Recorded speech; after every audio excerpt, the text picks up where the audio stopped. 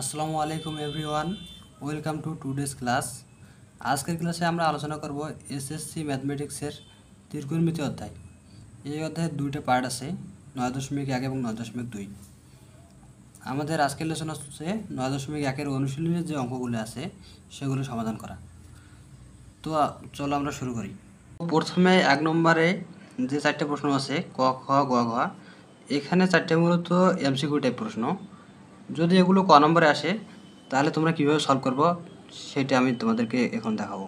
তো 1-এর ক নম্বর যেটা, সেটা দেওয়া আছে কি, tan এর মান সর্বদা 1-এর চেয়ে কম, উক্তিটি সত্য না মিথ্যা এটা যাচাই করো এবং তোমার যে উত্তর হবে তার সাপেক্ষে যুক্তি দেখাও।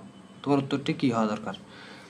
তাহলে তোমরা আরও বিস্তারিত লিখতে পারো, ভাষাটা আমি বলতেছি ওটা লিখবা, কিন্তু আমি মূল যে পয়েন্টটা এটা লিখতেছি শুধু।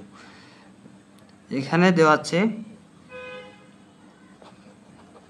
tan a।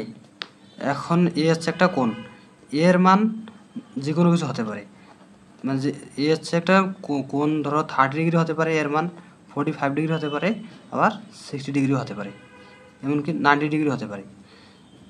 এখন এই tan যদি আমরা 30 ডিগ্রি এখানে বসাই তখন আমরা মান পাই 1/√3, যেটার মান বাংলা আসে 0.77।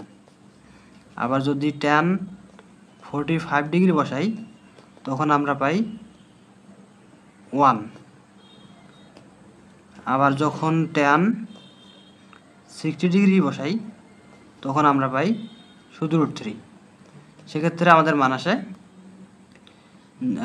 1.73। তো এখানে দেখো এই যে 1.7377, এটা কি 1-এর থেকে ছোট, আবার এটা 1-এর সমান, আবার এটা 1-এর থেকে বড়। তাহলে প্রশ্নে দেওয়া যাচ্ছে যে tan এর মান সর্বদা 1-এর চেয়ে কম।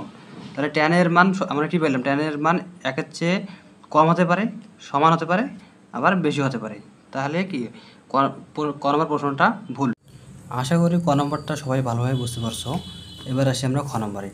তো খ নম্বরটা বোঝার আগে সর্বপ্রথম এই ত্রিভুজটা বুঝতে হবে। এখানে এক ত্রিভুজ অ্যাড করলাম, এই কোণটার মান দিলাম এ কোণ, বি, এটা আছে সি। তো আমরা সবাই জানি যে ত্রিকোণমিতিক যে অনুপাতগুলো আছে, সাইন সমান লম্ব বাই অতিভুজ, তেমনিভাবে আমরা জানি কট সমান লেখা যায় ভূমি ভাগ লম্ব। তো এখন আমরা যদি এ কোণের সাপেক্ষে নেই তাহলে কোয়াট এ সমান যদি হয় কোয়াট এ, তাহলে আমরা পাইলাম ভূমি বলতে এ বি ভাগ লম্ব বলতে বিসি। তো যখন কোয়াট এককভাবে ছিল তখন কোয়াট ছিল একটা ত্রিকোণমিতিক অনুপাত, আর কোয়াট হচ্ছে কোণ। দুইটা মিলে যখন আমরা একত্র করছি তখন এটা সম্পূর্ণরূপে একটি পরিপূর্ণ অর্থ প্রকাশ করতেছে, সেই কথাটা এখানে বলা হচ্ছে। এখানে আলাদাভাবে কোনো গুণ নয়, এই কথাটা এখানে লেখা আছে সুন্দরভাবে, সংজ্ঞাটা দেখতে পারো। এবার আসতেছে আমরা গ নম্বর প্রশ্নে। গ নম্বর প্রশ্নটাতে বলা আছে এর কোনো একটি মানের জন্য সেকের মান 12/5 হবে।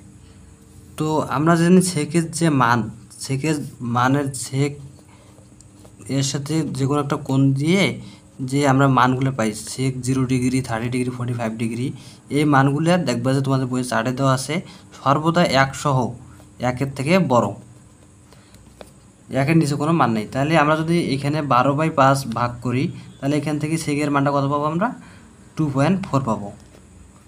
তো আমাদের যে কোনো একটা যে কোনো এর জায়গায় এমন একটা কোণ পাবো, এক পর্যায়ে আসিয়ে এই কোণটার মান 2.4 হয়ে যাবে। তাহলে আমরা এখান থেকে সহজে বলতে পারতেছি উক্তিটি সত্য। আশা করি গ নম্বরটা ভালোভাবে বুঝতে পারছো। এবার আসি ঘ নম্বর প্রশ্নটাতে। ঘ নম্বর প্রশ্নে বলা আছে কজ হলো কোট্যানজেন্টের সংক্ষিপ্ত রূপ। এটা নিতান্ত একটু ভুল, কারণ আমরা কম বেশি এটা সবাই জানি।